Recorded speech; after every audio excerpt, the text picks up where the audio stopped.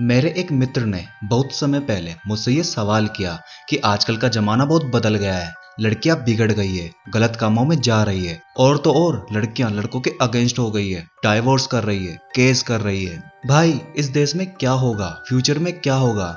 और ऐसे ही थोड़े समय बाद मेरी भी शादी होने वाली है और मुझे डर लग रहा है कि क्या होगा क्या नहीं होगा, कैसे मैं इस जमाने के साथ सरवाइव कर पाऊंगा।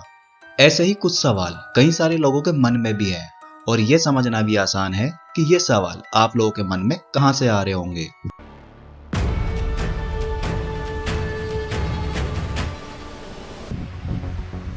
ऑनेस्टली आई गेट इट कि हमारे वहाँ लड़कियों को अक्रॉस द ग्लोब अकेले क्यों नहीं जाने दिया जाता, क्योंकि लड़कियों ने अगर एक बार ये दुनिया देख ली तो वहां से पेट्रियार्की छलांग लगा के मर जाएगी। बड़े बुजुर्ग समझदार थे कि मतलब अगर राबा डाबा ऐसा बना के रखना है तो लड़कियों को रखो घर के अंदर बुर्के घूंघट नन की यूनिफॉर्म में, ताकि यहाँ तक ये सोच ही ना पाए भाई। जैसा कि आपने इस रील में देखा कि इस महिला ने पेट्रियार्की के बारे में कहा कि कैसे पहले के बड़े बुजुर्ग महिलाओं को घर के अंदर घूंघट में और अपनी बंदिशों में रखा करते थे। यह हो सकता है कि पुराने समय में इस व्यवस्था की आवश्यकता रही होगी। समाज के कुछ बुद्धिजीवी लोगों ने समाज और परिवार के बेहतर संचालन के लिए इस व्यवस्था को अपनाया होगा। परंतु अब यहाँ पर एक और बात समझनी योग्य है। जैसे एक कानून बनाया जाता है कि चोर चोरी ना करे और चोर अपने फायदे के लिए उस कानून से बचने के कई सारे तरीके निकाल लेता है, वैसे ही समाज और परिवार के बेहतर संचालन और विकास के लिए पितृसत्तात्मक व्यवस्था बनाई गई होगी। परंतु उनमें से कुछ लोग अपने अपने फायदे के लिए अपने अपने हिसाब से इस पितृसत्तात्मक व्यवस्था का उपयोग करने लगे और उनमें से कुछ लोगों ने तो अति ही कर दी। इस सामाजिक व्यवस्था का इतना दुरुपयोग किया कि एक पूरे के पूरे महिला वर्ग को उनके अधिकारों और उनकी स्वतंत्रता से अलग ही कर दिया। तो यहाँ पर यह कहा जा सकता है कि पहले का समाज बुरा था? ऐसा भी नहीं है, क्योंकि कोई समाज बुरा नहीं होता, उसमें रहने वाले कुछ लोग बुरे होते हैं। जैसे कोई धर्म बुरा नहीं होता, उसमें रहने वाले कुछ लोग बुरे होते हैं।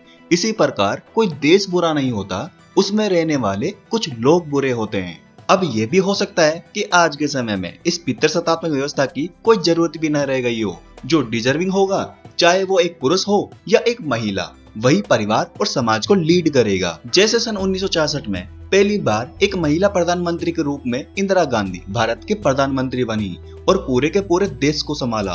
अब आपको ये बात भी समझनी होगी कि जिस पितृसत्तात्मक व्यवस्था की आप इतनी बुराइयां कर रही है, वह आपकी फैमिली और आपके खानदान का हिस्सा भी रही है।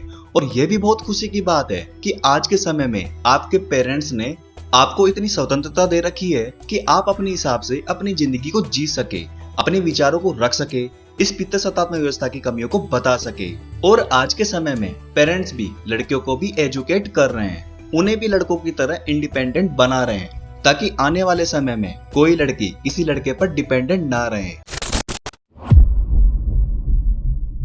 गर्लफ्रेंड्स और वाइफ्स की ये मत पहनो वो मत पहनो, उसमें हल्का सा क्लीवेज दिख रहा है, शॉर्ट्स थोड़ा नीचे करके पहनो, ज्यादा छोटा नहीं हो गया है कपड़ा। अबे तुम जब जिम जाके अपना मैन दूधू में फोटो जो लेते हो पूरे अपने बॉडी के साथ, तब तुम्हें नहीं अच्छा लगता कि बहुत छोटा हो गया है? मतलब जो तुम्हारा पॉइंटेड निपल्स मेरे आंख में पॉइंट करता है वो बहुत कूल है, बट अगर वो कुछ पहनेगी तो वो कूल नहीं है। बट एक बात मैं तुम्हें बताना चाहता हूँ कि औरत जो होती है ना, वो बहुत इंटेलिजेंट होती है। उनको पता है कि कौन से माहौल में क्या कपड़े पहनने। तुम्हारी तरह चूतिया थोड़ी ना कि चप्पल पहन के हर जगह चले जाओ। अरे अगर फ्यूनरल है तो वो फ्यूनरल के हिसाब से कपड़े पहनेंगे, पार्टी है तो पार्टी के हिसाब से कपड़े पहनेंगे। अपने हिसाब से कपड़े पहने दो ना, अपने ही चलाना है। पॉइंटेड दूधू वाले साले।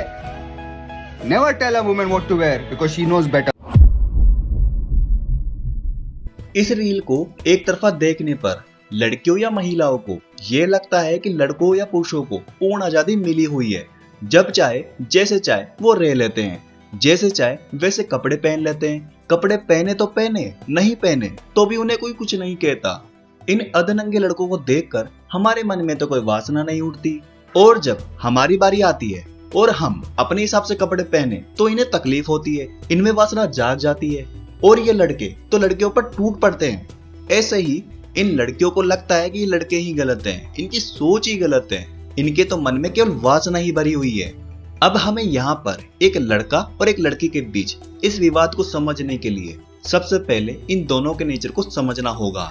यहाँ देखा जाए तो लड़कियों की तुलना में लड़कों का नेचर थोड़ा आक्रामक होता है। उनमें वासना ऊपरी सतह पर होती है, किसी स्त्री या लड़की को देखने मात्र से ही उत्पन्न हो जाती है।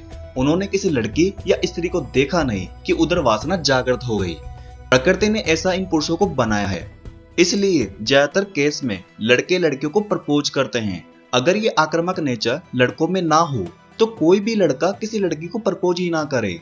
जबकि दूसरी तरफ लड़कियों में वासना देखने मात्र से जागृत नहीं होती, उनमें एक तरह की गहराई होती है जहाँ वासना का वास होता है। लड़कियों में वासना को उस गहराई से ऊपरी सतह तक लाना पड़ता है और इसी वजह से लड़कियां लड़कों को गलत समझ लेती हैं। और शायद यही वजह रही होगी कि पुराने समय में हमारे बड़े बुजुर्गों ने लड़कियों और स्त्रियों को पर्दे में रखा, घूंघट में रखा या फिर घर की चार दीवारियों में रखा। अब मैं इस रील के दूसरे पहलू पर आता हूँ। हम सब ने बचपन में सुना है कि शेर जंगल का राजा होता है, फिर भी वह अपने बच्चों को जंगल में अकेला नहीं घूमने देता, हमेशा उनके साथ रहता है। क्योंकि एक शेर को भी पता है कि जंगल में मेरे अलावा खूंखार जानवर और भेड़िए भी घूम रहे हैं। मैं तो जंगल का राजा हूँ, मैं तो इनसे लड़ जाऊंगा, परंतु मेरे बच्चे वह कहां से लड़ पाएंगे। इसी प्रकार हमारे समाज में खूंखार जानवर और भेड़िए भी हैं, जो कब मौके का फायदा उठाकर हमला कर दे ये कहा नहीं जा सकता।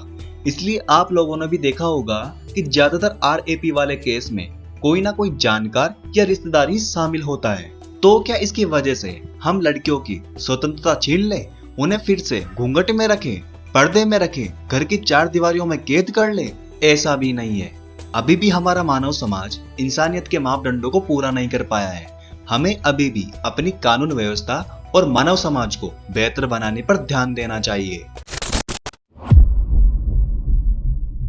आपकी बेटी तो 12 बजे तक लड़कों के साथ घूमती है, हमारी घर की लड़की तो कभी नहीं करती। आंटी, अगर आपके घर की लड़की अनकूल, लूजर, फ्रेंडलेस, वर्जिन है, stop complaining to my parents.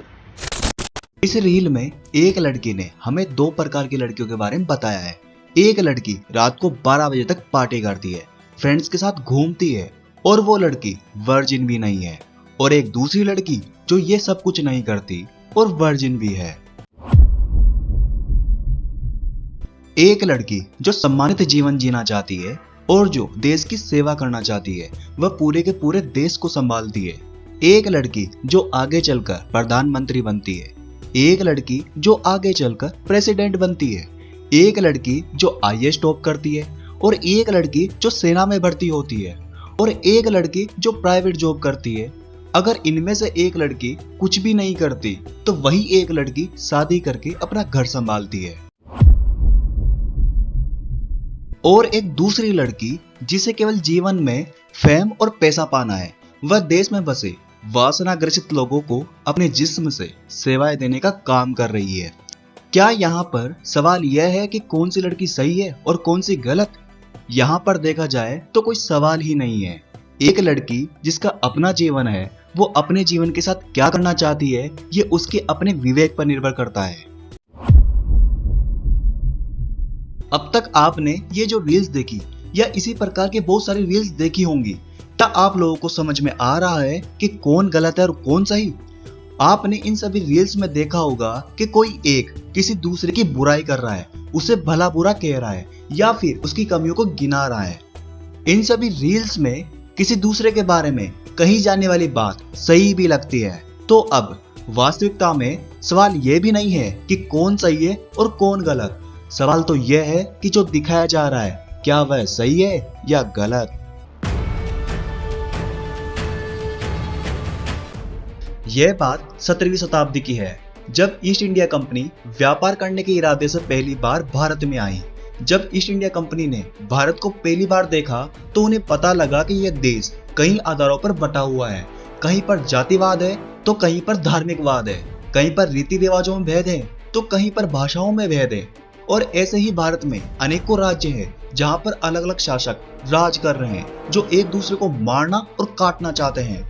अब यहाँ पर समझने वाली बात यह है कि जो ईस्ट इंडिया कंपनी भारत में व्यापार करने के इरादे से आई थी, उन्हें जल्दी समझ में आ गया कि भारत जैसा देश जो हर तरफ से बिखरा हुआ है, यहाँ पर शासन भी किया जा सकता है।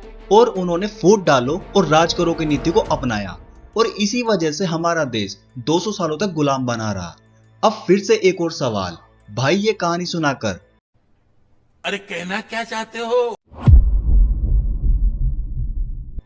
ये लोग आपको किसी दूसरे व्यक्ति, किसी दूसरे जेंडर, समाज या फिर धर्म की बुराई करते हुए मिल जाएंगे जो सुनने में आपको सही भी लगती है, परंतु वास्तविक रूप में इनके द्वारा बताई जाने वाली आधी अधूरी बातें सही और गलत नहीं होती, क्योंकि ये कई सारे तथ्यों पर निर्भर करती है जिसे विश्लेषण के आधार पर सही और गलत ठहराया जा सकता है।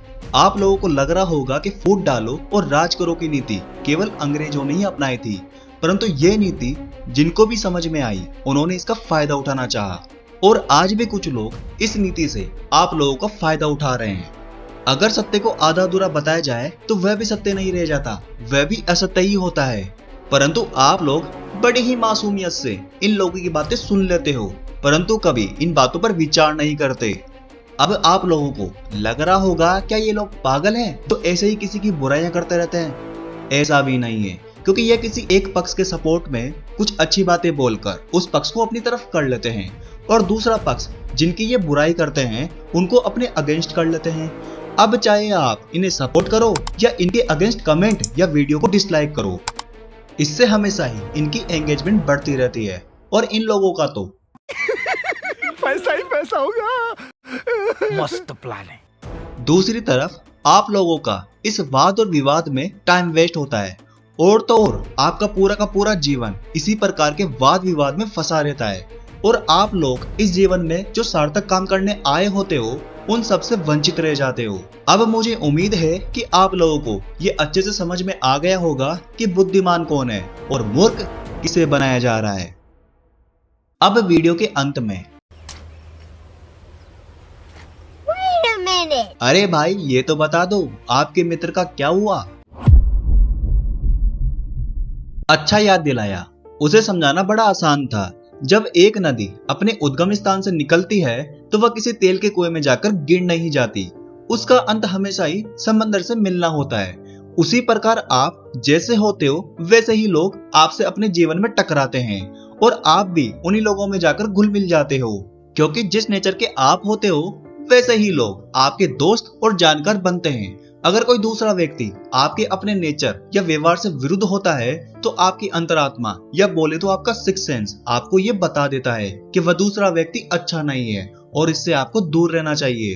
अब दूसरी बात, इस दुनिया में आपको थोड़ा सा जागने की जरूरत है। अगर आप जागी हुई अवस्था में होंगे तो ऐसे लोगों को पहचानना बहुत ही आसान है और आज के समय मेरा वह मित्र अपनी मैरिड लाइफ में अच्छे से रह रहा है। वह जैसी लड़की अपने जीवन में चाहता था उसे जीवन साथी के रूप में वैसी ही लड़की मिली और अभी वह अपने जीवन से काफी खुश है।